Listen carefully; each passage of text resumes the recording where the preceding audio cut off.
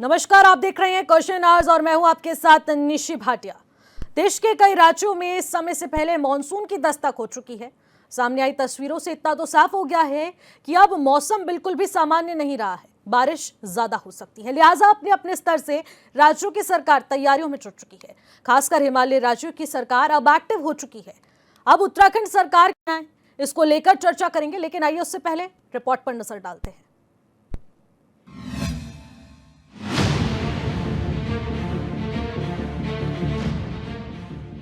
देहरादून में उत्तराखंड राज्य आपदा प्रबंधन प्राधिकरण की तरफ से कार्यशाला का आयोजन किया गया, जिसमें प्रदेश के मुखिया पुष्कर सिंह धामी ने शिरकत की। आयोजित कार्यशाला में मानसून 2025 की तैयारियों पर मंथन किया गया, जिसका उद्देश्य मानसून से पहले सभी संबंधित विभागों को समय से पहले सभी तैयारियां पूर्ण करने के लिए जोर दिया गया। संवेदनशील और पुराने पुलों की तकनीकी जांच कर आवश्यकता अनुसार उनका वैसे तो ऑडिट भी हो जाए तो बहुत अच्छा है कि जो भी ऐसे पुल हैं जो पुराने हो गए हैं या हमारे मानकों पर ठीक नहीं है, तो वहाँ पर आवश्यकता अनुसार वैली ब्रिज है, वैकल्पिक व्यवस्था है, उनका भंडारण भी सुनिश्चित करना होगा। और नदियों के किनारे बसे क्षेत्रों में इस तरह की भी निरंतर मॉनिटरिंग के लिए तकनीकी यंत्रों और मानव संसाधनों की तैनाती करनी होगी। खाद्यान्न, ईंधन, पेयजल, जीवन रक्षक औषधियों की पर्याप्त आपूर्ति सभी जिलों में अभी से सुनिश्चित करनी होगी। बिजली और पानी जैसी मूलभूत सेवाओं की शीघ्र बहाली के लिए उपकरण, जनरेटर और टैंकर आदि भी अभी से उपलब्ध कराने की व्यवस्था करनी होगी। सीएम धामी ने कहा कि उत्तराखंड को हर वर्ष मानसून के समय में कई प्राकृतिक आपदाओं का सामना करना पड़ता है। इसके लिए तैयारियां पहले से शुरू कर दी गई है। कई जिलों में आपदा विभाग ने मॉक ड्रिल भी की है। साथ ही आज सभी जिलों के अधिकारी, शासन के अधिकारी सहित भारत सरकार की एजेंसियों के साथ मिलकर मानसून की तैयारियों को अंतिम रूप दे रही है। आपदाओं के प्रभाव को कम करने के लिए ये कार्यशाला की गई है। अनेक प्रकार से आपदाओं का सामना करना पड़ता है, कहीं भूस्खलन के रूप में, कहीं भूस्खलन के रूप में और कहीं अति वृष्टि, अत्यधिक बरसात के कारण। तो इन सब के लिए पहले से हमारी तैयारियां पूरी हो जाएं। जो भी विभाग आपदा प्रबंधन में काम करते हैं या सहयोग करते हैं, उन सब की एक तरह से मॉक ड्रिल पहले हो चुकी है। और आज सभी जिलों के प्रमुख अधिकारीगण, जिलाधिकारी, शासन के सभी अधिकारी और भारत सरकार की एजेंसियां, राज्य सरकार की एजेंसियां और हमारे विशेषज्ञ सभी मिलकर मानसून से पहले जो तैयारियां हैं उसको अंतिम रूप दे रहे हैं, कहीं कोई कमी न रह जाए। और क्योंकि आपदाओं को हम रोक नहीं सकते हैं, लेकिन उनके प्रभाव को कम कर सकते हैं, न्यून कर सकते हैं। सीएम धामी ने आपदा सखी योजना शुरू करने की घोषणा की, जो महिला सशक्तिकरण और आपदा के समय महिला स्वयंसेवकों की भागीदारी को नया आयाम देगी। सीएम धामी ने कहा कि आपदा सखी योजना के तहत महिलाओं को प्राथमिक उपचार, राहत बचाव कार्य, सहायता जैसी सेवाओं के लिए प्रशिक्षण दिया जाएगा। सीएम धामी ने इसे समाज की सक्रिय भागीदारी को मजबूत करने वाला कदम बताया है। हम आपदा मित्र योजना की तर्ज पर आपदा सखी योजना भी प्रारंभ करेंगे। इसका उद्देश्य महिला स्वयंसेवकों को आपदा पूर्व चेतावनी, प्राथमिक चिकित्सा, राहत एवं बचाव कार्य, मनोवैज्ञानिक सहायता आदि के लिए प्रशिक्षित करना होगा। मुझे पूरा विश्वास है ये योजना न केवल महिला सशक्तिकरण की दिशा में सहायक सिद्ध होगी, बल्कि आपदा प्रबंधन में समाज की सक्रिय सहभागिता को और अधिक मजबूत और प्रभावी बनाएगी। इधर प्रदेश की आपदा प्रबंधन सचिव विनोद कुमार सुमन ने प्रदेश में आपदा राहत और बचाव के लिए आपदा प्रबंधन विभाग की ओर से विभिन्न जिलों को पर्याप्त धन की व्यवस्था करने की बात कही है। उन्होंने कहा कि आपदा प्रबंधन को लेकर धन की कहीं से भी कोई कमी नहीं होगी। सभी जिलों के अधिकारियों को इसे लेकर दिशा निर्देश दिए गए हैं कि अभी तक हमने करीब 150 करोड़ रुपया स्वीकृत कर दिया है। करीब 150 करोड़ रुपया स्वीकृत करने की हमारी अभी फाइलें हमारी विद्यमान है, वो हम अगले 5 से 7 दिन में कर लेंगे। और जो राहत बचाव की बात कर रहे हैं, उसके लिए निर्देश चले गए हैं जनपदों को कि हर एक जनपद में हर तहसील के लिए पृथक टीम बनेगी। जब भी आपदा आएगी वो टीम अपने आप एक्टिवेट हो जाएगी। उस टीम में इंजीनियरिंग विभाग के लोग, लेखा के लोग, जिला प्रशासन के लोग, विकासखंड के लोग, ग्राम विकास के लोग, पीडब्ल्यूडी के, बिजली के, पानी के सब लोग रहेंगे। जहाँ भी आपदा आएगी टीम अपने आप जाके वहाँ पे सर्वे करेगी, क्या नुकसान हुआ देखेगी जो आवश्यक सुविधाएं हैं उसको बहाल करेगी। सीएम ने भूस्खलन, बाढ़ और अन्य संवेदनशील क्षेत्रों की पहचान कर वहां जेसीबी, क्रेन और आवश्यक उपकरणों की तैनाती सुनिश्चित करने के निर्देश दिए। साथ ही वैकल्पिक पुल, भोजन और दवाइयों की व्यवस्था समय रहते करने को कहा है। सीएम ने नदियों के किनारे बसे क्षेत्रों में जल स्तर की नियंत्रण, मॉनिटरिंग करने के लिए तकनीकी यंत्रों और मानव संसाधनों की तैनाती करने के निर्देश दिए। इधर विपक्ष पूछ रहा है कि तैयारियों का जिक्र तो हर वर्ष किया जाता है, लेकिन जब आपदा आती है तो सरकार की तैयारियों पर प्रत्येक वर्ष सवाल उठता है। सरकार को बारीकी से तैयारी करनी चाहिए। बड़ी बड़ी बातें करने की जगह धरातल पर आपदा प्रबंधन नजर आना चाहिए और आपदा से पहले की हमारी क्या तैयारियां हैं उसकी भी परख होनी चाहिए। देखने में ये आता है कि आपदा से पहले दावे तो बहुत होते हैं, लेकिन जब आपदा आती है लोगों को समय पर राहत नहीं मिलती है और आपदा के जो जख्म हैं उनको भरने में भी लंबा समय लगता है। अब देखते हैं सरकार केवल दावे तक सीमित रहती है या धरातल पर आपदा प्रबंधन नजर भी आता है। उत्तराखंड हिमालय राज्य है, लिहाजा बरसात के दिनों में ज्यादा ऊंचाई वाले इलाकों में बादल फटने की घटनाएं हर वर्ष घटती हैं। बरसात के दिनों में पहाड़ों में भूस्खलन की घटनाएं बढ़ जाती हैं। पहाड़ से मलबा आने की वजह से बसे गांव में ज्यादा नुकसान होता है। कई बार तो कई लोगों की जान भी चली जाती है। लिहाजा ये जरूर है कि सरकार के साथ सभी लोग अलर्ट रहें। Bureau report, HNN 24/7।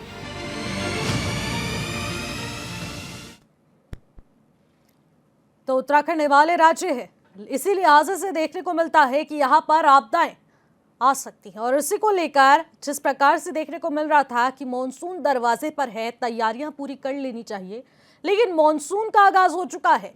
समय से पहले मॉनसून ने दस्तक दे दी है और इसी को लेकर तमाम हिमालय राज्यों में अभी से ही आपदा को लेकर तैयारियां शुरू हो चुकी हैं, क्योंकि मॉनसून की तैयारियां बहुत पहले से ही हिमालय क्षेत्रों में तैयार हो जाती है और इसी को लेकर उत्तराखंड भी उन तैयारियों पर जोर दे रहा है, जहां पर लगातार कार्यशाला का आयोजन किया जा रहा है।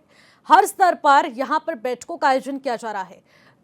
अब शहर के मुखिया पुष्कर सिंह धामी लगातार सभी अधिकारियों को निर्देशित कर रहे हैं और यही आदेश दिया जा रहा है कि तैयारियां पूरी कर ले, क्योंकि किसी भी प्रकार से अगर कोई भी चुनौती आती है तो उससे लड़ने की क्षमता हम में होनी चाहिए। इसी को लेकर सख्त हिदायत दी गई, निर्देश दिए गए हैं और किसी भी प्रकार से चूक बर्दाश्त ना हो, इसको लेकर भी सभी को चेतावनी दे दी गई है, यानी कि चेता दिया गया है। तो ऐसे में यानी कि उत्तराखंड भी अब मॉनसून को लेकर पूरी तरीके से तैयार है। लगातार बैठकों का दौर जारी है और तमाम योजनाओं के माध्यम से इस बार काफी अच्छी तैयारियों पर जोर दिया जा रहा है। लेकिन हर साल की तरह देखने को मिलता है कि सरकार तमाम प्रयास करती है, तमाम दावे करती है, तमाम तैयारियां करती है, लेकिन धरातल पर तस्वीरें जब तेज बारिश होती है, भूस्खलन जैसी स्थिति देखने को मिलती है, बादल फटने जैसी स्थिति देखने को मिलती है, तो तस्वीरें आउट ऑफ कंट्रोल पहुंच जाती है, जिस वजह से सरकार को और तमाम जनमानस को काफी नुकसान पहुंचता है। को लेकर पहले से ही हिदायत दे दी गई है। तस्वीरें सामने आ रही हैं और उसके बाद ये देखने को मिलता है कि आखिरकार इन सबसे निपटने के लिए क्या उत्तराखंड पूरी तरीके से तैयार है। क्या अर्लिंग वार्निंग सिस्टम की हमें जरूरत है?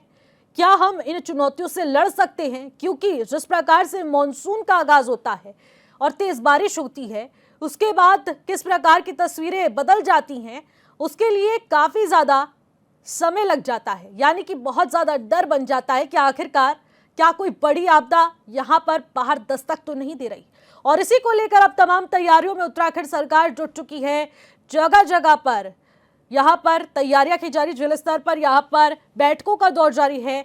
आज भी कार्यशाला का आयोजन किया गया, जिसमें आपदा से जुड़ी तमाम चुनौतियों से लड़ने के लिए यहाँ बैठक में बातचीत की गई और विपक्ष लगातार सवाल उठा रहा है कि क्या सरकार तमाम जो योजनाएं लेकर आती करती है, क्या वो धरातल पर सफल हो पाएंगी या नहीं।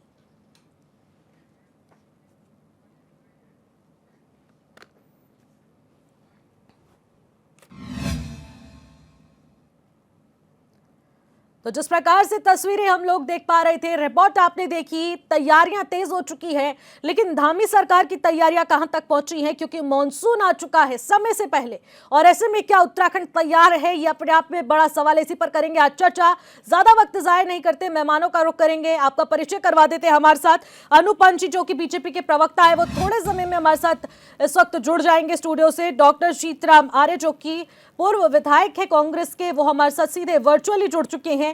देवचंद उत्तराखंडी जी, जो कि यूकेटी के प्रवक्ता है, वो भी हमारे साथ इस वक्त स्टूडियो से मौजूद है। जेपी मेठानी जी, जो कि पर्यावरणविद है, वो भी हमारे साथ इस वक्त स्टूडियो से जुड़ चुके हैं। आप सभी का मैं स्वागत करती हूं। और सबसे पहले जी रुक करूंगी, चर्चा की शुरुआत आपसे करना चाहूंगी। देखिए, विपक्ष सवाल उठा रहा है और उठाना भी लाजमी है, क्योंकि हम जब तस्वीरें देख लेते हैं तो उसके बाद डर का माहौल बन जाता है। एक सवाल बन जाता है कि सरकार जो प्रयास करती है, क्या वो धरातल पर भी उसका क्रॉस चेक किया जा रहा है? क्योंकि पहले जो चीजें नहीं हुई, अब आगे वो चीजें किस तरीके से सफल रूप से उतारी जाएंगी धरातल पर, ये अपने आप में बड़ा सवाल है। तो क्या लगता है कि मॉनसून तो पहले आ चुका है, उत्तराखंड तैयार है? उत्तराखंड एक पर्वतीय भूभाग का, जिसमें 80% करीब पर्वतीय भूभाग है और 20% हमारा जो प्लेन का एरिया, मैदानी क्षेत्र है। ये जो उत्तराखंड का भौगोलिक संरचना है, वो एक पहाड़ी भूभाग ज्यादा है। और इस भूभाग में, क्योंकि उत्तराखंड में जिस तरह से जलवायु में परिवर्तन हो रहा है, पूरे विश्व के जलवायु में परिवर्तन हो रहा है। आप देख रहे होंगे कि कहीं इरेटिक रेनफॉल है, कहीं बिल्कुल सूखा पड़ा है, कहीं बहुत अधिक रेनफॉल हो रहा है, कहीं बादल फट रहे हैं। अनप्रिडिक्टेड मौसम के जो इस समय जलवायु में आ रहा है, जलवायु परिवर्तन के कारण आ रहा है जी। तो वो एक प्रिडिक्शन जो है, एक तो हमको बहुत आवश्यकता है कि उत्तराखंड जैसे छोटे राज्य में और ये जो पर्वतीय भूभाग है, इसमें एक अर्ली वार्निंग सिस्टम का होना जरूरी है। पहले बात हुई थी कि डॉपलर रडार लगाएंगे, वो लगाएंगे, उस तरह की योजनाओं पे काम होना चाहिए, उसको आगे बढ़ना चाहिए, ताकि हमारे विभिन्न क्षेत्रों में ये प्रिडिक्शन हो जाए कि यहाँ दूसरा, जब मैं विधायक था तो मैंने हमारी सरकार कांग्रेस की सरकार थी, और उस समय भी ये बात हमने रखी थी कि हमारे पास यहाँ पर जो पर्वतीय क्षेत्र है, हमारे पास रिमोट सेंसिंग है, भूगर्भ का हमारा पास जियोलॉजिकल सर्वे ऑफ इंडिया है, हमारे पास Wadia institute of Himalayan geology है, हमारे पास remote sensing and GIS technology है। तो हमारे जो सफेद हाथी तमाम जो इंस्टीट्यूट बने हुए हैं, जो हमारे वो बने, उनको हम सफेद हाथी न बनने दें, उनका उपयोग करें। हम उनका उपयोग इन द सेंस कर रहे हैं। आजकल रिमोट सेंसिंग तकनीकी है, जिसके माध्यम से हम ये देख सकते हैं कि कहाँ पर चट्टानें कमजोर हैं, कहाँ पर पानी का जमा हो रहा है, कहाँ पर हमको जो लैंडस्लाइड या हमारा इरोजन की समस्या हो सकती है, कहाँ पर हमारा किन गांवों में हमारा खतरे में है।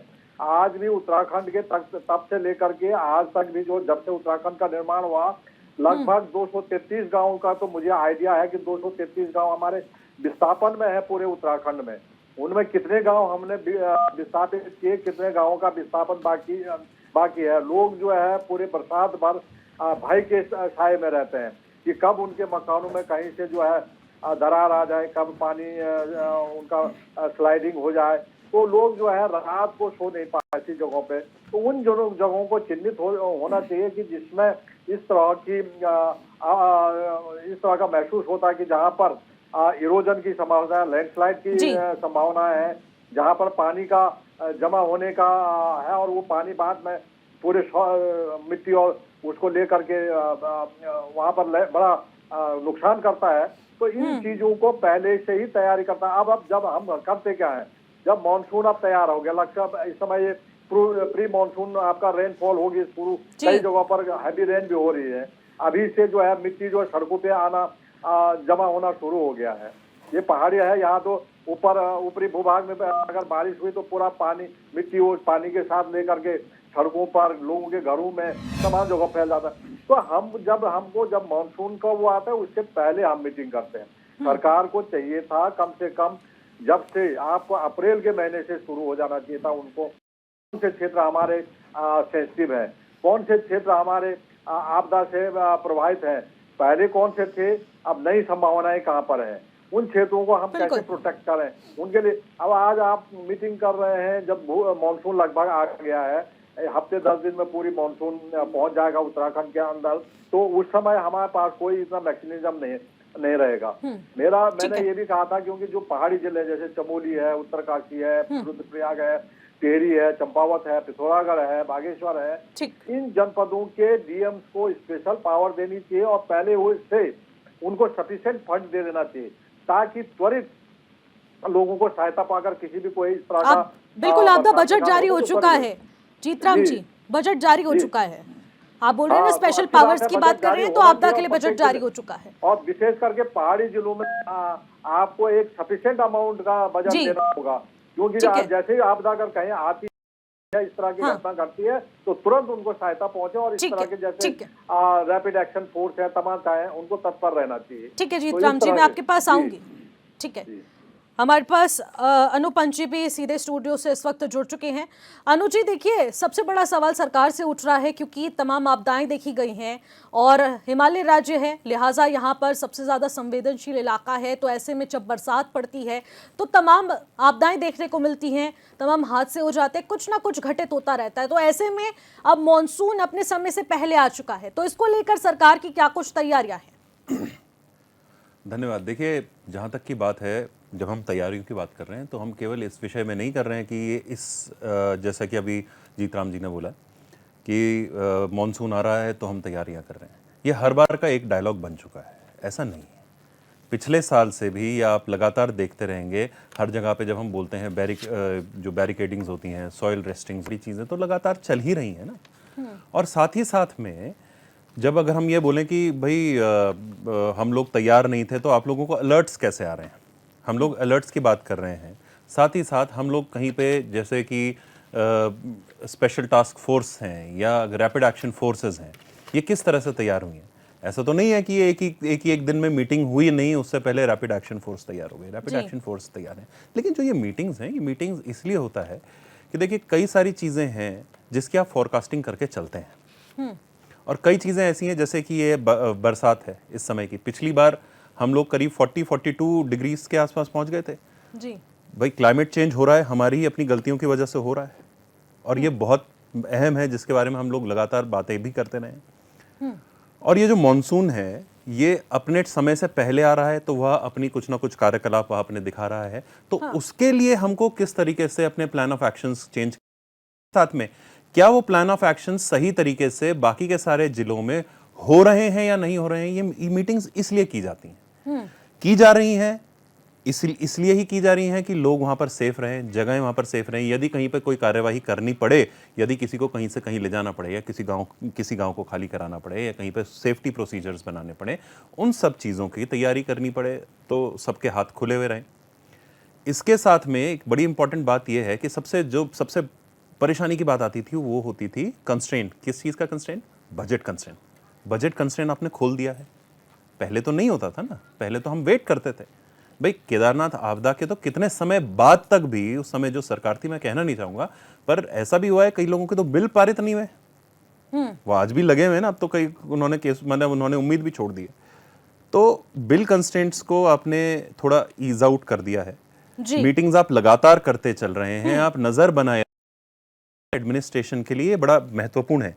परंतु इससे हम लोग, हाँ, मैं ये नहीं कह रहा हूं कि हम जितनी चीज़ें कर सकते थे या जितनी चीज़ें संभवतः हो सकती थी सब कुछ प्रोटेक्ट करने के लिए, वो हो चुकी हैं, नहीं, परंतु हो रही हैं। अगर हम बात करें कि जब से उत्तराखंड बना है तब से हम कई सारी चीज़ें कर सकते थे, अवश्य कर सकते थे, परंतु आज के समय में हम जितनी चीज़ें कर सकते थे उनमें से ऐसा हम आज ये नहीं कह सकते कि हम ऐसी कोई चीज़ आज कर सकते थे जो हम नहीं कर रहे हैं, या आज कर सकते थे जिसके विषय में हमें बताया जाए और हम वो ना करें, यह संभव नहीं है। तो एडमिनिस्ट्रेशन पूर्णतः लोगों के सुझावों के लिए भी ओपन है। साथ ही साथ एडमिनिस्ट्रेशन जितनी अपनी पॉसिबिलिटीज हैं, जितनी टेक्नोलॉजिकल एडवांसमेंट्स के तहत में प्रोसीजर्स लगाए जा सकते हैं, जितनी मैन पावर को हम वहां पे डिप्लॉय कर सकते हैं, वो सब हो रहा है। बिल्कुल बिल्कुल अनुचित, जिस प्रकार से आप बता रहे हैं वो अपने आप में महत्वपूर्ण बात हो चुकी है, क्योंकि जिस प्रकार से एक हिमालय राज्य होने के चलते उत्तराखंड में तमाम तैयारियां अपने चरम पर है और ऐसे में दामी सरकार लगातार कार्यशाला का आयोजन किया जा रहा है और उसको लेकर आपदा से निपटने के लिए तमाम राहत बचाव कार्य को लेकर प्रशिक्षण दिए जा रहे हैं, महत्वपूर्ण योजनाओं पर चर्चा की जा रही है। और एक अपने आप में बड़ा सवाल हो जाता है क्योंकि उत्तराखंड में जिन सवालों को सबसे ज्यादा उठाया जाता है और उसके बाद ग्लोबल वार्मिंग, तमाम चुनौतियां जो इस वक्त हम झेल पा रहे हैं वो भी सारी हमारी खामियां हैं। और उसके चलते जो अब इस वक्त एनवायरनमेंट देखने को मिल रहा है, उसके चलते या तेज बारिश का सिलसिला हो, आंधी तूफान हो या फिर तमाम चेंजेस जो हम लोग एनवायरनमेंट में देख पा रहे हैं, उसके चलते उसका भुगतान भी हम लोगों को करना पड़ रहा है। लेकिन इन सब से निपटने के लिए एक तमाम योजनाओं को लेकर अब सभी लोग एक साथ जुटते हुए नजर आ रहे हैं। फिलहाल यहां पर एक छोटे से ब्रेक के लिए रुकेंगे, फिर करेंगे चर्चा का आगाज।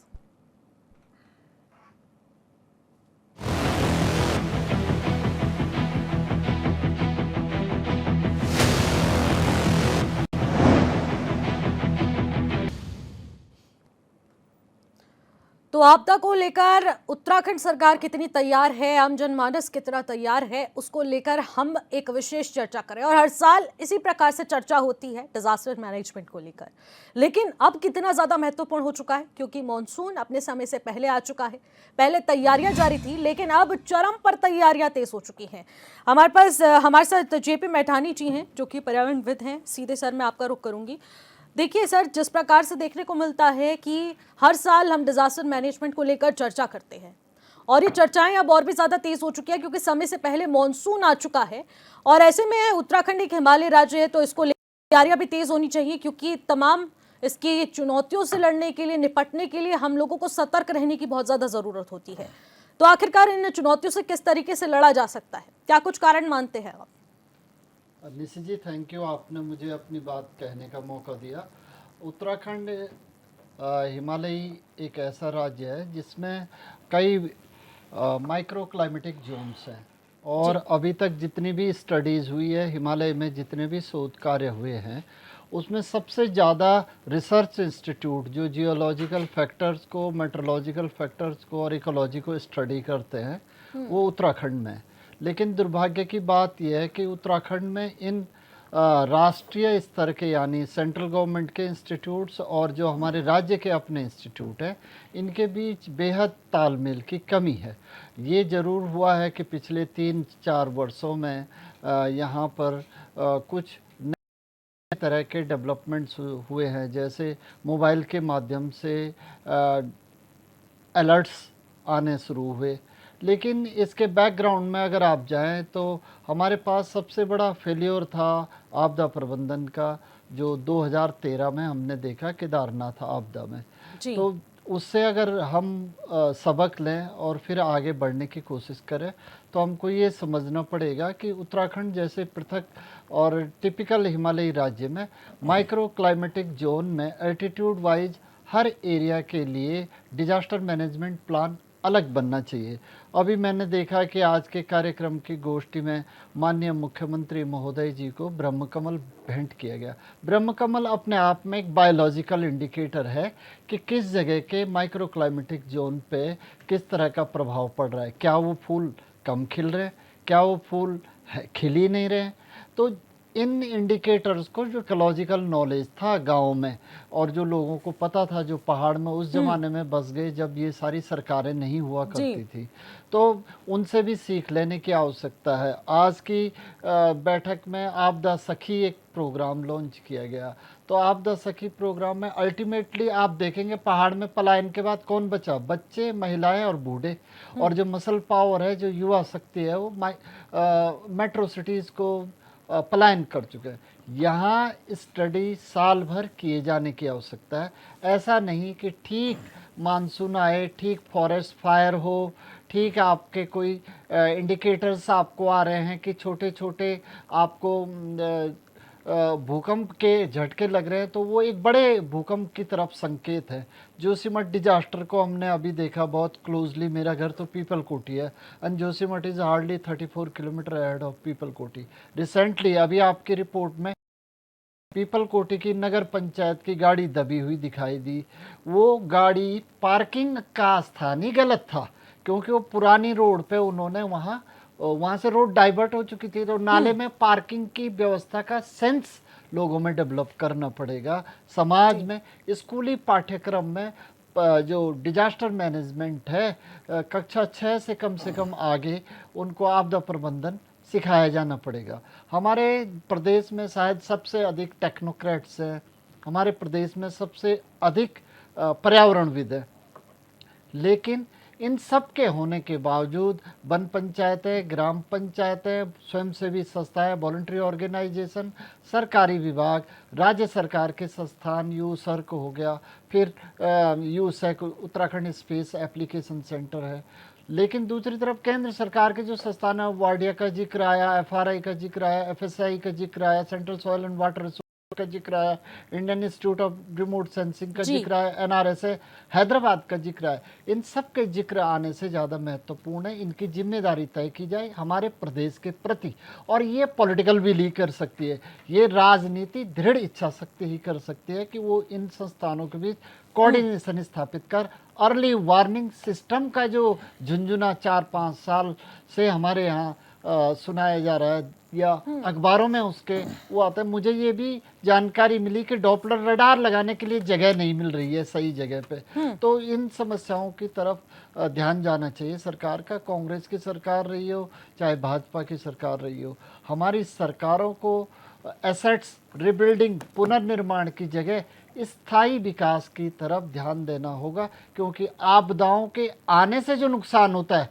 वो कई अधिक होता है, जबकि रोकने के प्रयास अगर सही समय पर शुरू कर दिए जाएं नहीं आएंगी। अभी जो फ्लैश फ्लड आ रही है, तुरंत higher precipitation of rain at a particular place, एक ही जगह पर कम समय में आवश्यकता से अधिक बारिश का हो जाना, जिसको ज़्यादातर समय बादल फटना कह देते हैं। पीपल कोटी में बादल फटा, मीडिया की भी भूमिका तय होनी चाहिए। बादल फटने में हमेशा इलेक्ट्रिफिकेशन होता है, चाल चल गढ़वाली में बोलते हैं चाल चल कड़ी, या बिजली चमक रही है, वो घटना हुई नहीं, साउंड हुआ नहीं, इलेक्ट्रिफिकेशन हुआ नहीं, लेकिन मीडिया ने, सोशल मीडिया ने इसने सब चला दिया कि पीपल कोटी में बादल फटा। इसका बुरा प्रभाव हमारे पर्यटन पे, हमारे तीर्थाटन पे, हमारे यहाँ आने वाले लोगों की मंशा पे पड़ता है, और इससे हमारा इकोनॉमी अफेक्ट करती है। तो डिजास्टर का सीधा साधा संबंध हमारे लोगों के स्वरोजगार से जुड़ा है, और न स्वरोजगार ही नहीं बल्कि पहाड़ की ब्यूटी और जो चिरंतरता है, जो सस्टेनेबल जो ब्यूटी, लोग पहाड़ आएंगे, आपदा प्रबंधन बेहतर नहीं होगा तो सड़कें, संचार, सप्लाई जो चाहिए, राशन है, बिजली है, पानी है, इन सब की असुविधाएं रहेंगी तो न पर्यटक आएंगे, न वो सुंदरता देखेंगे, तो फिर उत्तराखंड की लोकल इकोनॉमी बिल्ड नहीं हो पाएगी। इसलिए तमाम तरह की सरकारें जो समय समय पे यहाँ शासन चलाती हैं, उनको ये ध्यान रखना चाहिए कि पहाड़ को सुरक्षित रखने की जिम्मेदारी हम ही पे है, और हमारे द्वारा किए जा रहे विकासात्मक गतिविधियों की वजह से हमारा इकोसिस्टम डिस्टर्ब ना हो, ये जरूरी, ये चिंता ही नहीं बल्कि इकोसिस्टम डिस्टर्ब नहीं होना चाहिए, विकास हो। बिल्कुल ठीक है, मैठानी जी मैं आपका रुख करूंगी, लेकिन देवचंद्र जी देखिए, हम बात हर साल की तरह इस बार भी कर रहे हैं डिजास्टर मैनेजमेंट पर। महत्वपूर्ण विषय है उत्तराखंड के लिए। आपको क्या लगता है कि मॉनसून जो पहले आ चुका है उसके लिहाजे से अगर देखा जाए तो क्या आपदाओं से निपटने के लिए उत्तराखंड तैयार है, या फिर किसी छोटी से बड़ी समस्याओं से निपटने के लिए क्या इस वक्त उत्तराखंड तैयार है?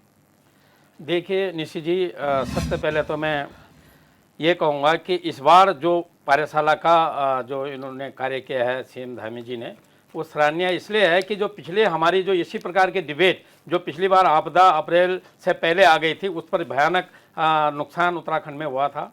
और उत्तराखंड एक ऐसा पर्वतीय राज्य है जहाँ की विषम भौगोलिक परिस्थितियां हैं, और जहाँ कहीं उपत्यका है तो कहीं उपत्यका है, और कहीं पठार कम है तो कहीं पर कच्चे पहाड़ हैं। और वो ज़्यादातर मैठानी जी ने इतना बढ़िया से एक्सप्लेनेशन कर दिया कि क्या बताएं, उन्होंने अच्छी चीज़ सब चीज़ बता दी है। लेकिन हमारा सिर्फ इसमें जहाँ स्वागत कर रहे हैं वहाँ विरोध इस बात का है कि ये मीटिंग कोई उसके लिए नहीं है, इंडक्शन के लिए नहीं है कि अगर आएगा तो, ये तो ये है कि अगर आएगा तो बजट देंगे, जो नुकसान होगा उसकी भरपाई के लिए। इसमें माननीय विधायक जी ने जो बात कही कि वास्तव में सही बात है, ये इन्होंने आ जाएगी जब आपदा कारण के लिए ये कार्य किया है जो वर्कशॉप आज है। जबकि हम बार बार ये कह रहे थे कि जैसे ही यात्रा समाप्त हो जाती है या हमारे पास ऐसे टाइम होते हैं जो जब और भी कोई काम नहीं है तो सड़कों पर यातायात का महत्व, हम सड़कों का निर्माण कर सकते हैं। मैंने बार बार आपके चैनल के माध्यम से यहां पर मैंने कई बार बताया कि ऐसा बिल्कुल भी नहीं है कि जहां पर हमने ये सोच रखा हो कि यात्रा के टाइम पर हमारे वैकल्पिक मार्गों की क्या व्यवस्था है,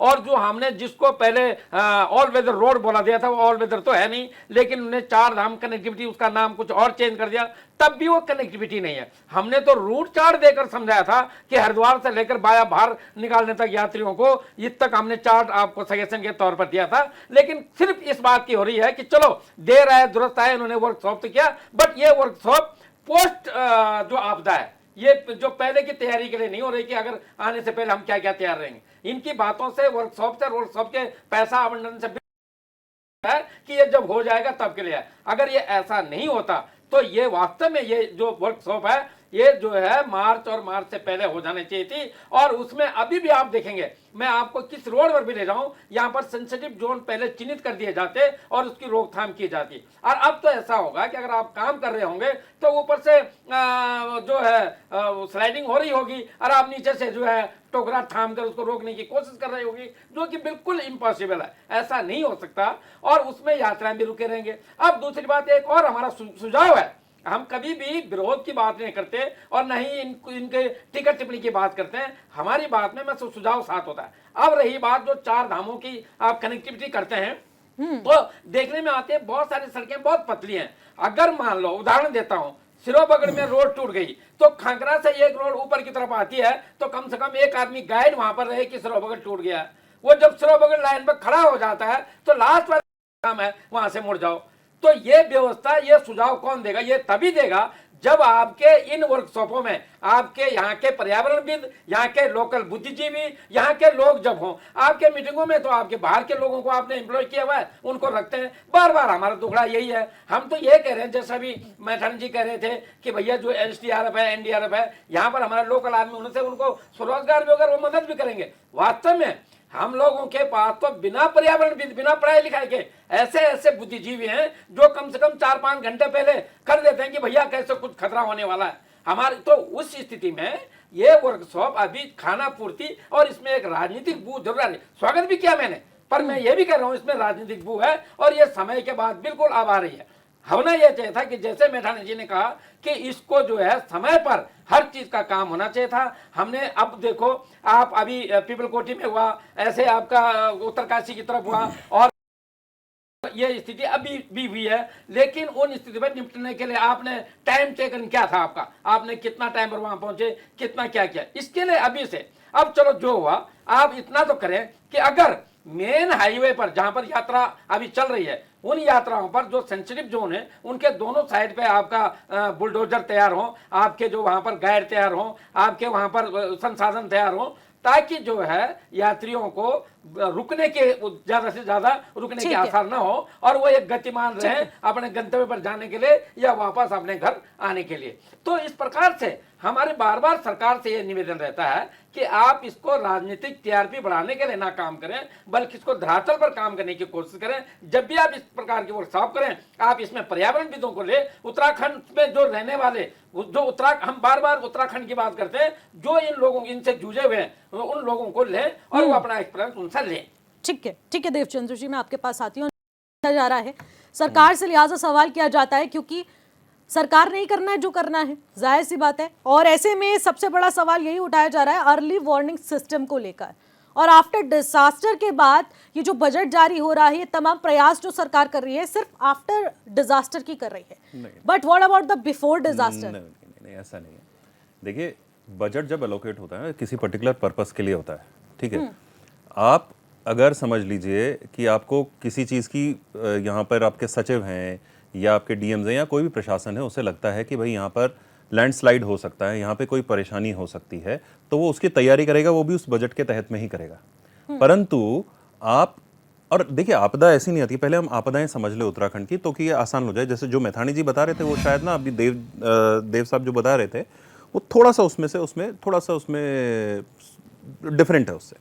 आप जो मैथानी जी बता रहे थे, वो एक रिसर्च के तहत बता रहे थे, कई सारी चीज़ें बता रहे थे, जैसे कि उन्होंने क्लाउड बर्स्ट की भी बात करी। क्लाउड बर्स्ट को हम लोग कई बार जो है बहुत ज़्यादा रेन को भी क्लाउड बर्स्ट बोल देते हैं।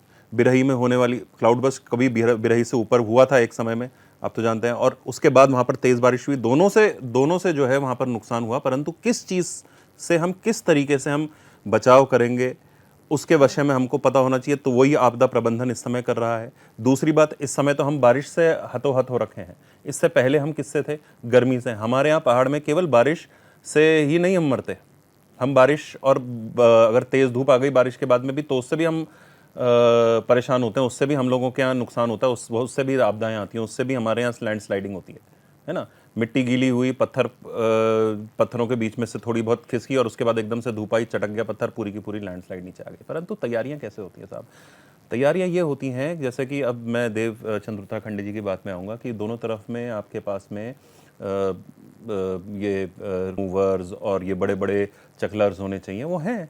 अब श्रीनगर का रास्ता पहले रुकता था, कितने समय के लिए आपको रुकना पड़ता था? आज की डेट में क्यों? क्योंकि पहले गाड़ी नीचे से आती थी। आज की डेट में श्रीनगर में भी आपके पास में बड़े अर्थ मूवर्स हैं और नीचे से भी आपके पास में अर्थ मूवर्स हैं। जहाँ से भी आपको रिक्वायरमेंट होती है, ऋषिकेश से भी आ जाता है और श्रीनगर से भी आ जाता है।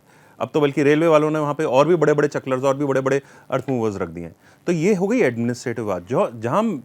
जब हम मैथानी जी की बात से आ रहे हैं, तो एक पर्यावरणविद हैं, वो बात कर रहे हैं कि कौन कौन सी चीज़ें हम लोगों को पहले से ही देख के रखनी चाहिए, किस तरीके से हम सिस्टमैटिक और एक साइंटिफिक बेसिस में चलिए। मैं ये नहीं कह रहा हूँ कि उसमें हम बहुत ज़्यादा पक्के हैं, बहुत ज़्यादा मजबूत हैं, लेकिन हम एडमिनिस्ट्रेटिव बेसिस में कहाँ पे उसको हम पकड़ के चल रहे हैं, किस किस चीज़ को हम लोगों ने तैयारियाँ कर ली हैं, किस किस तरीके से हम ये मान के चल रहे हैं कि देखिए, आप पतली रोड की बात कर रहे हैं। जब ऑल वेदर वो रोड निकली तो वो तो चौड़ाई गई ना, वो तो रोड चौड़ाई गई। परंतु और मैं एकमात्र व्यक्ति हूँ जो कि शायद आपकी डिबेट में भी आके सबसे पहले व्यक्ति में से था कि भाई चौड़ी रोड से, मेरे पहाड़ में अगर मेरे को कहीं पे भी चौड़ी रोड मिलती है, मैं उसका समर्थक नहीं था। और मैं आज भी अपने पहाड़ की तरफ में ज़्यादा चौड़ी सड़क का वो नहीं हूँ। मैं आज भी अपने ही गांव में जाने वाली सड़क का भी समर्थक नहीं था, क्योंकि हम लोग अलग किस्म से सोचते थे। हम लोग ये सोचते थे कि भाई हमारे जो रोड ऑलरेडी आ चुकी है उसके सामने हम लोग अपने घर बना लें और ऊपर की जो खेत हैं उसको हम प्रॉपर्टी की तरह से डिवाइस कर लें। लेकिन हम अपने आप में ही नहीं कर पाए वो, हम अपने ही खेतों में नहीं कर पाए, हम अपने ही गाँव में, अपने ही गाँव गुठियार में नहीं कर पाए वो। तो वहाँ पर भी नई रोडें आई। तो क्या होता है कि कई सारे लोगों के डिसीजन होते हैं। मेरा डिसीजन हो सकता है कि वो मेरे लिए बहुत अच्छा बेबी था, मेरा वो आइडिया, लेकिन वो पूर्णतः सारे लोगों के लिए वो नहीं था, इसलिए एक तरह का डिसीजन लिया गया। अब बात कर लेते हैं कि हम लोगों ने किस किस तरह की, जब हम टेक्नोलॉजिकल एस्पेक्ट में बात करते हैं, क्लाउड बर्स्ट की एक आपदा हो गई, क्लाउड बर्स्ट एक हो गया कि लैंडस्लाइड हो गया हमारे लिए पानी का सूखना भी हमारे लिए एक बहुत बड़ी आपदा का वो कर देता है। हमारे यहाँ ग्लेशियर जब हमारा स्लाइड हुआ तो वो भी एक बहुत बड़ी आपदा है। तो ऐसी कई सारी बात वो कह रहे हैं कि बहुत छोटे छोटे एरियाज में हमको बांटना पड़ेगा आपदा प्रबंधन, और उसमें भी कई सारी आपदाएं हैं। उस छोटे छोटे एरिया में भी ऐसा नहीं है कि एक पर्टिकुलर छोटा सा हमने एक एरिया काट दिया उसमें एक ही तरीके की आपदा आ रही है, उसमें कई सारी हैं। उनकी खुद की ही रिसर्च है, जो अगर आप पढ़ेंगे, एक डॉक्टर एसपी सती हैं जियोलॉजी के, मेरे ख्याल से, if I am naming him right, उनकी भी इसके ऊपर है रिसर्च। एक डॉक्टर सुनीत नैथानी हैं, वो भी इसके ऊपर, उनका भी एक पेपर पब्लिश हुआ था। ऐसे ही कई सारे लोग हैं जिनके पेपर्स पब्लिश होते रहते हैं, जिसको हम लोग भी पढ़ते रहते हैं, जिसको एडमिनिस्ट्रेशन भी पढ़ता रहता है, और उसी के तहत में कई सारी लॉजिकल सर्वेज भी करते रहते हैं, कई सारी नई टेक्नोलॉजीज़ को भी दिखा जाता है। एसएससी ने, जहाँ तक मुझे याद होगा, correct me if I am wrong Maithani ji, SSC के तहत में एक क्लाउड बर्स्ट के ऊपर में एक वार्निंग सिस्टम तैयार करने की चेष्टा हुई थी, जहाँ तक मुझे याद है, सैटेलाइट के तहत में। बट और वो अपने टाइम का, या मैं ये बोलूं अपने टाइम का क्या, टाइम का, वो मेरे ख्याल से सबसे, हम लोगों को लगा था कि एक बहुत ही बड़ा हम लोगों ने एक जीत हासिल कर ली है, लेकिन that was not very effective, बहुत इफेक्टिव नहीं हुआ उसकी कैलकुलेशंस भी। हमने उसको भी एक्सपीरियंस किया ना। हॉक एक प्रिंसिपल, मतलब ये इंस्ट्रूमेंट्स बनाने की एक बहुत बड़ी इंस्टीट्यूट है, वो भी लगातार क्लाउड बर्स्ट के ऊपर काम करता रहता है। वर्ल्ड में वन ऑफ द बेस्ट माना जाता है, लेकिन उसके भी फेलियर्स रहे हैं। अब बात कर लेते हैं, जहाँ तक हम पारंपरिक नॉलेज की बात कर रहे हैं, पारंपरिक नॉलेज के हिसाब से ही हम लोगों ने जहाँ पर अपने खेतों को वापस, जिसको हम बोल रहे हैं कि हम उसको वापस उपजाऊ बनाने की कोशिश कर रहे हैं, जहाँ पे कि हम चाल खाल बनाने की चेष्टा कर रहे हैं, जहाँ पे कि हम पॉन्ड्स बना रहे हैं, सरकार भी उसमें मदद कर रही है। और ये मैं ये नहीं कहता हूँ कि सरकार ही वो पॉन्ड्स बना रही है, पब्लिक वो बना रही है, और सरकार उसको प्रोत्साहित भी कर रही है, और उसके हिसाब से आगे भी बढ़ रहे हैं। चाल खाल की, जैसे मैंने पहले भी बात करी थी, मैंने बात करी थी कि वापस खेतों की, वापस उसकी बंजर खेतों की आबादी का, तो उससे क्या होता है कि पानी का जो एक फ्लो का रास्ता था जो पानी निकलता था, धारें निकलती थी, उन सब के लिए रास्ता बनता था, तो वो वापस संचारित हो रहा है। तो हम एक तरह की आपदा से तो हम वहाँ पे बीट डाउन कर रहे हैं। दूसरा, हम सड़क के चौड़ीकरण से भी हम लोग रास्ते बना रहे हैं। आज की डेट में अगर मैं बात करूं कि कोटद्वार की तरफ से हम लोग ऊपर जाते थे, कोटद्वार से ऊपर जाते थे और करीब करीब दुर्गा देवी का जो मंदिर है उसके ठीक ऊपर से ही रोड टूटना शुरू हो जाता था। हाथी का रास्ता भी वहीं से था, है ना। कितने देर तक हम लोग वहाँ पर रुकते थे? मैं ये बात कर लेता हूँ, पिछले 30 साल से लगा लीजिए, कितने देर तक हम लोगों को वहाँ पर रुकना पड़ता था। आज के समय में one side of the road तो चल ही रहा है। मैं ये भी मानता हूँ कि पुश्ते भी वहाँ पर गिर रहे हैं, लगातार भी गिर रहे हैं, लेकिन वो पुश्तों के वापस क्रिएशन होने का कितना जल्दी वो हो जा रहा है, कितनी जल्दी वो क्रिएट हो जा रहे हैं। दूसरा, पोखाल की तरफ का रास्ता जो था वो पहले क्या चलने योग्य था, वहाँ से लोग आते थे। आज की डेट में अगर एक रास्ता रुकता है तो दूसरा रास्ता पहले तो था ही नहीं, मतलब एक तरह से डेवलप ही नहीं हो रहा था। लोकल लोग तो उसको यूज़ कर लेते, लेकिन गाड़ियाँ, ट्रैकर्स वगैरह तो नहीं जा रहे थे। आज की डेट में तो जा रहे हैं, एक तरह की कनेक्टिविटी। मैं ये कहना चाह रहा हूँ कि लोकल रास्तों को भी जब हम चौड़ीकरण की बात करते हैं, एक तरफ हमें चौड़ीकरण के लिए हम अगेंस्ट खड़े हो जाते हैं, रास्तों के पूरा का पूरा एरिया उसके अगेंस्ट खड़े हो जाता है, जिसमें से मैं स्वयं भी रहा हूँ और आज भी हूँ। और दूसरी तरफ हम बात कर रहे हैं कि उसके चौड़ीकरण की, परंतु हाँ, इसमें एक जिसका मैं पक्षधर हूँ वह है कि दूसरे रास्ते निकलना, उसके ऊपर भी सरकार काम कर रही है, चौड़ीकरण के ऊपर भी काम कर रही है, दूसरे रास्ते बनाने पर भी काम कर रही है। ये होता है प्रिवेंशन। नहीं लगता कि जिस प्रकार से आप सड़क चौड़ीकरण की बात कर रहे हैं और अनदर रूट की बात कर रहे हैं, डोंट यू थिंक कि हम जब चौड़ीकरण कर रहे हैं सड़कों का तो उस वजह से जो लैंडस्लाइड्स की घटनाएं हैं उसमें इजाफा हुआ है, उससे भी बहुत सारे चेंजेस हुए हैं। देखिए, मैंने आपको बताया ना, मैं तो जब मैं पहाड़ की तरफ से अगर मैं अपने आप को अपनी बात करूं तो मैं तो वापस ब्रह्मदत्त के समय पे चला जाऊंगा। ब्रह्मदत्त जी ने जिस समय में बोला था, he was a minister, I think he was also holding the profile of petroleum ministry। उन्होंने तो उस समय ये भी बोला था कि क्या बोलते हैं आप, रोप रूट्स करिए, है ना, रोप वेज करिए, उसको अगर उसका नवीनीकरण करें तो आज की डेट में फ्लाइट रूट्स करिए। परंतु हम बात करते हैं क्या सही है और क्या पॉसिबिलिटीज है, उन सब चीज़ों के ऊपर बात आती है। कितना ट्रैफिक जा रहा है, कितनी चीज़ें जा रही हैं, आप सब चीज़ों को मॉनिटर करते हैं। मैं तोता घाटी को हमेशा गिरते हुए देखा, बचपन से लेकर आज तक देखा मैंने, और कुछ समय के बाद में वह रुकी, वहाँ पर उतने हादसे नहीं हुए। उसके कुछ समय के बाद में जब हमने चौड़ीकरण करा, फिर से उसमें हादसे हुए। परंतु आप मुझे ये बताइए कि कितना वो दायरा था, कितना समय था जिस समय में वो तोता घाटी में वो पत्थर गिरने रुके, और उसके आगे जहाँ पर वो चौड़ीकरण नहीं है उसके आगे कितना लैंडस्लाइडिंग हो रहा है। तो उस जगह के पहाड़ का जो एक तरह का जो उसका बनावट है वो पत्थर मिट्टी इस हिसाब से चलता है। लेकिन अब जो में है, आप ये भी तो देखिए कि हम अब कैसे रोड बना रहे हैं।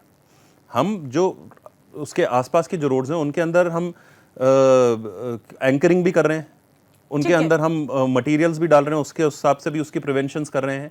हाँ, उसको और बेहतर होना है, नो डाउट अबाउट इट। ठीक है अनुपम जी, मैं आपके पास लौटती हूँ। देवचंद्र जी, आप कुछ कहना चाह रहे थे?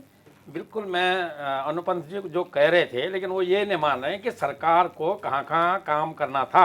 अभी उन्होंने लास्ट लाइन में अपने ये बात बोली कि हाँ और करने की बात है, मैं उसी बात को ले रहा हूँ। चलो एक ही मार्ग लेते हैं, शायद अनुपम उससे जानकारी रखते हो, एक ही मार्ग लेते हैं, ऋषिकेश और बद्रीनाथ के मार्ग को लेते हैं। ऋषिकेश और बद्रीनाथ के जगह पर आप कम से कम 15 से 20 ऐसे अभी भी पॉइंट हैं जहाँ पर सड़क आज भी पुरानी सड़क से भी कम है, और उन सड़कों पर पीछे ऑल वेदर रोड बने बहुत टाइम हो गया, उन पर कोई काम नहीं हुआ। अब आते हैं श्रीनगर में, जहां पर आप बात कर रहे हैं। श्रीनगर में एक जगह है चमदा। सर वो पॉइंट्स बता दीजिए जरा। तो कौन सा? जहां पर वो बिल्कुल कम है, जहां पे पासिंग नहीं होती गाड़ी। आपका यहां से जाओ, जैसे ही आप जो है ये जो एक रोड जाती है, कौन से धारा बोलते हैं ऊपर के लिए, उससे आगे जा करके वहां पर जो है रोड अभी भी जो है बिल्कुल कमजोर है। पुलिया बनी नहीं, रेलवे ट्रैक बन रहा है। आप बता सकते हैं कि रेलवे ट्रैक की वजह से नहीं बन रहा है। उससे आगे जब देखो उससे आगे जब जाओगे, उससे आगे आप जब जाओगे तो आप चले जाना जो श्रीनगर के आगे चमदार एक जगह है जहाँ की आप जिक्र कर रहे थे। वहाँ पे रोडिंग में पासिंग है सर, और वो भी एक गाड़ी की, दो गाड़ी की नहीं, 3-4 गाड़ियों की पासिंग बिल्कुल नहीं है। आपको नहीं, वहाँ पर एक गाड़ी जाती है एक ही बार में, 2 गाड़ी नहीं जा सकती। पुल के ऊपर तो वैसे भी नहीं जाएगी सर, पुल के ऊपर तो वैसे भी नहीं जाएगी। वेदर में वो काम नहीं हुआ।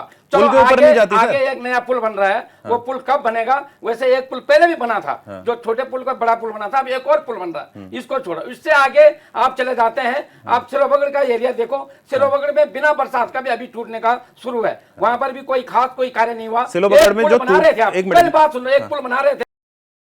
पुल टूट गया, उसका पता नहीं कोई प्लान ऊपर होना था, चलिए मैं वो नहीं जवाब हुआ। दे दूं इसका। उसने खांगरा से आगे जाना था। नरकोटा की वही हाल है, उससे आगे चले जाओ, फिर जब आप नरकोटा का क्या हाल है सर? हाल क्या है वो तो बताओ सर। गोलतीर में खराब है, उसके बाद नारायणगढ़ के पास खराब है। तो ये रास्ते मैंने आपको इससे आगे मैं बता देता हूं सर कई आपको। जगह पर ऐसे मिलेंगे। मैं आपको नहीं, बता ये नहीं करा। नहीं, मैं इन अब मेरी जगहों बात पर, सुन लीजिए इन ना सर। जगहों आपने पर, आपने एक इन बात जगहों करी है, मैं पॉइंट टू पॉइंट आ जाता हूं। मैं रोड ठीक के है, मैं अभी आपके पूरी पास आऊंगी अनुपम जी, एक मैंने बात आपको सुनो। पर्याप्त समय अब मैं दिया इन जगहों था, पर अभी क्या कह रहा क्वेश्चंस था? कलेक्ट कर इनमें लेते हैं, फिर आप कभी- फाइनल कमेंट में आप जवाब दीजिएगा इन जगहों जी। पर क्या था, ये काम आपका आज के लिए नहीं, ये काम आपका तब भी हो जाता जो 4-5 महीने बीत गए, जैसे माननीय विधायक जी बोल रहे थे। और तो अब मैं जो बात सबसे पहले बोलना था, मैं ये बोलता हूँ, यहाँ पर जो है हमारे को उत्तराखंड में अगर मान के चले तो 3 प्रकार की आपदा है। एक तो प्राकृतिक आपदा है, उसको तो कम कर सकते हैं, उसका कुछ नहीं कर सकते हैं। एक मानव जनित आपदा है, जिसको आपने विकास के नाम पर विनाश कर दिया, वो विकास नहीं हुआ। ये जो 4-5 पॉइंट मैंने बताया, सिरोबगड़ को छोड़ के, सिरोबगड़ तो हमारे जन्म से पहले का पर आप लोगों के ऑल वेदर रोड के कारण ये खराब हुआ है। और उसके बाद चौथा है, जिसको आपको जो है रोक सकते थे, काम कर सकते थे, लापरवाही आपने काम नहीं किया। इस प्रकार की 3 हमारे पास ये इस सिस्टम में काम है, तो इस पे काम करो। और हम आपको सजेस्ट कर रहे हैं, इसके साथ ही हमने ये बोला कि आप ऐसी मैन पावर रखो, जब रोड की टूट जाती है, रोड ब्लॉक हो जाते हैं, तो बाईपासों के लिए भी आप मैन पावर रखें, SDRF NDRF सवाल की ले मदद लेते हैं से, सिर्फ। और उनको करें, वो नहीं आपके पास। ठीक है मैठानी जी से भी सवाल ले लेते हैं। मैठानी जी, आप भी क्या यहाँ पर देवचंद्र जी की बात से सहमति रखते हैं कि पर्यावरण का जो विनाश हो रहा है वो विकास की वजह से हो रहा है? क्या यही मानते हैं आप? देखिए, जितनी भी हाई एल्टीट्यूड रीजन में, स्पेसिफिकली उत्तराखंड में जो, या हिमाचल प्रदेश में और लाहौल स्पीति में जो सड़कें बनी है, उनमें इंजीनियरिंग पॉइंट ऑफ व्यू से कुछ न कुछ तो कमियां हैं। जैसे वर्टिकल कटिंग हो गया, उसके बाद वर्टिकल कटिंग के बाद एंकरिंग और वायर मेस इम्प्लांटिंग हो गया। अब उस पर क्या कर रहे हैं, वर्टिकल कटिंग करनी नहीं थी, थोड़ा 45 डिग्री पे कर लेते तो उसमें, क्योंकि खर्चा ज़्यादा आता है। फिर उसके बाद डेब्रीज मैनेजमेंट बहुत बड़ा लैकिंग पॉइंट है, क्योंकि हर जगह इन्होंने बोला था कि डेब्रीज मैनेजमेंट के लिए स्पॉट्स बनेंगे जहां वो मलबे को डाला जाएगा, लेकिन सबसे बड़ा कैरियर उसका अलकनंदा बनी या सहायक नदियां बनी, जहां भी national highway authority India, highway authority of India ने जो रोडें बनाई हैं, मोस्ट ऑफ द प्लेसेस पे वर्टिकल कटिंग करके मलबे को सीधा सीधा डंपिंग जोन की बजाय नदी में फेंक दिया। डंपिंग जोन में ले जाने में सिर्फ 17 डंपिंग जोन इन्होंने एक्टिवेट किए, जिनमें से 17 में से अभी 9 डंपिंग जोन तो आधे ही भरे हैं। लेकिन उन डंपिंग जोन में वो जो 4 किलोमीटर आगे और 4 किलोमीटर पीछे का जो मलबा आना था, वो नदियों में डाला गया। उसके हमारे पास है। अनुपम जी की एक क्वेरी थी कि कौन सी ऐसी जगह है जहाँ पे सड़कें पतली हैं, तो लेट्स डिबेट ऑन दिस। अनुपम, सिरोबगढ़ तो एक स्पॉट है 700 मीटर का। उसके बाद हम चलते हैं बिरई चाड़ा, पीपल कोटी से 9 किलोमीटर पहले, वहाँ पर करीबन 350 मीटर का स्ट्रेच है जहाँ पर एक गाड़ी को रुकना पड़ता है। छिनका और छिनका बाजार के ठीक बगल पे 350 मीटर का तीसरा स्पॉट है। लेकिन मैं एक पहले भूल गया हूँ, वो था आपका नंदप्रयाग लैंडस्लाइड। नंदप्रयाग लैंडस्लाइड में अल्टरनेट रूट सैकोट मैठाणा से जाता है। उस सड़क की बहुत बुरी हालत है। मैं 24 मई को वहाँ से आया हूँ। हमारा कहना ये था कि आपने पुराने लैंडस्लाइड को छेड़ा और वो एक्टिवेट हो गए। अब जब डेवलपमेंट होगा तो ये गतिविधियां होंगी, लेकिन उसके लिए पहले से थोड़ा इकोलॉजिकल मेजर्स लिए जा सकते थे। ऐसा ही घुलते से 1.5 किलोमीटर पहले नरकोटा के बीच एक स्ट्रेच है 450 मीटर का। पीपल कोटी से आगे चलते हैं, भंडीर पानी का एक स्ट्रेच है। फिर आपका थोड़ा सा आगे चलते हैं, पागल नाला जिसका अक्सर आप सुनते हैं, टंगड़ी के पास। फिर पाताल गंगा में हो गया। पाताल गंगा के बाद चलते हैं अणमठ के पास, 350-400 मीटर का एक स्ट्रेच है। और सबसे बड़ा दुर्भाग्यपूर्ण जो नासूर हमारे लिए बना है, वो है आपका पांडुकेश्वर से आगे लामबगड़ में बहुत इजीली सड़क को अलकनंदा नदी के बाईं तरफ ले जाया जा सकता था। नदी जब नीचे को बहती है तो वो उसका फेस माना जाता है। अगर हम अलकनंदा को देखें तो लेफ्ट साइड में रोड को, ठीक है मैठानी जी, समय बहुत कम है, फाइनल कमेंट ले लेते हैं। मैं इसका जवाब दे देता हूँ। देखिए, इन्होंने बहुत अच्छी तरीके से बात कर ली है कि इन्होंने कहा कि जो पॉइंट हैं, जिस पर्टिकुलर पॉइंट की बात कर रहे हैं, 400 मीटर का भी बात कर रहे हैं, 700 मीटर की भी बात कर रहे हैं, सिलाबगढ़ की बात कर लूँ, सिलाबगढ़ में जो पॉइंट ऑफ कांटेक्ट है, जहाँ पे हम बोल रहे हैं कि पासिंग्स जो हैं, अगर हम बोल रहे हैं बहुत छोटी सी हैं, उसके आगे और पीछे तो बड़ी है, परंतु वहाँ पर जो है जो पॉसिबिलिटीज़ हैं, जब हम बात कर रहे हैं एक बोटल नेक हो गया। हाँ, बॉटल नेक हुआ है ना। अब उसमें क्या है कि या तो वो पुश्ते वाली हम टेक्नोलॉजी इस्तेमाल कर लेते हैं, पुश्ते वाली टेक्नोलॉजी वहाँ पर फेल होगी ही होगी, या तो उसमें होगा कि नीचे से पिलरिंग होगी। उसके विषय में ऑलरेडी बात हो रही है। जहां तक हम नारायणबगढ़ की बात कर रहे हैं, उसके ऊपर भी कार्य चल रहा है कि उसको किस तरीके से काम करा जाए। नरकोटा का अभी मैं श्योर नहीं हूं, परंतु मैं पूछ के फिर भी आपको बता दूंगा नरकोटा में।